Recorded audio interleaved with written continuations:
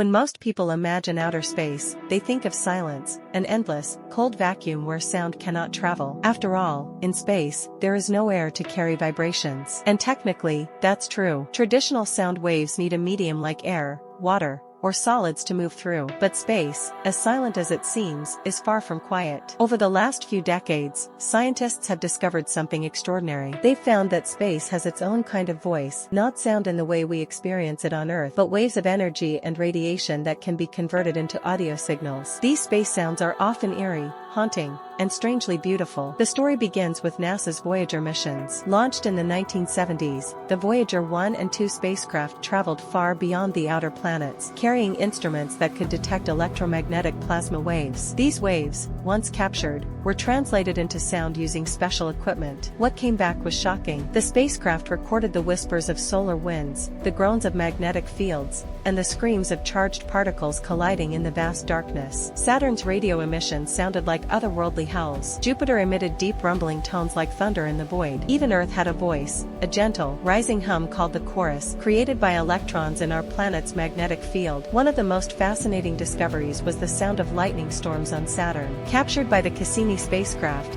these electrical discharges sounded like rapid-fire laser guns from a science fiction movie. In reality, they were powerful storms flashing across the gas giant's surface. Somehow, even without a proper medium, the vibrations from these phenomena could be detected, recorded, and translated into audio that humans can hear. And then, there are the sounds of deep space itself: strange, high-pitched whistles, low growls, and mysterious static bursts. Scientists believe these sounds come from cosmic events like solar flares, gamma-ray bursts, and the rotation of pulsars. These distant phenomena, invisible to our eyes and silent to our ears, suddenly became real and visceral when heard through sound. One of the most haunting recordings comes from a dying star, a pulsar known as PSR B0329+54. As it spins rapidly, it emits regular pulses of radio waves. When converted into sound, these pulses resemble a ticking clock or a heartbeat, a constant reminder of the rhythm of a dying star thousands of light years away. Listening to it is both beautiful and unsettling. Another terrifying sound came from Saturn's bow shock,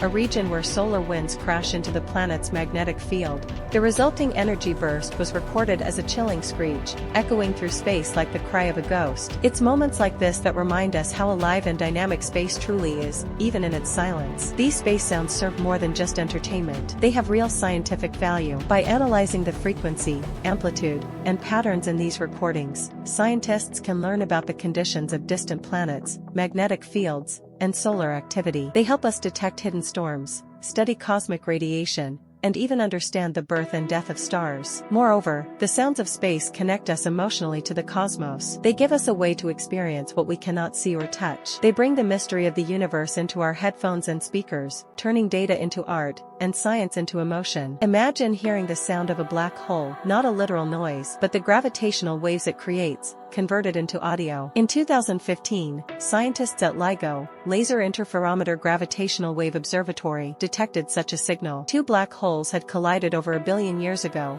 sending ripples through space-time. When converted into sound, it was a faint chirp, rising in pitch. That chirp confirmed one of Einstein's biggest theories. And we heard it. We're now entering an age where the sounds of space are being used in music, education, and even therapy. Artists are creating soundscapes using real space data. Teachers use recordings of planetary waves to engage students. And for many, simply listening to the hum of a distant galaxy is a meditative experience, a reminder of how vast, strange, and interconnected the universe truly is. So next time you gaze at the night sky, remember, space may not carry sound the way Earth does, but it speaks in frequencies, pulses, and waves. It sings in a language we are only just beginning to understand. From the eerie growl of Jupiter to the ticking heart of a dying star, space is not silent. It is alive. It is speaking. And now, finally, we are listening.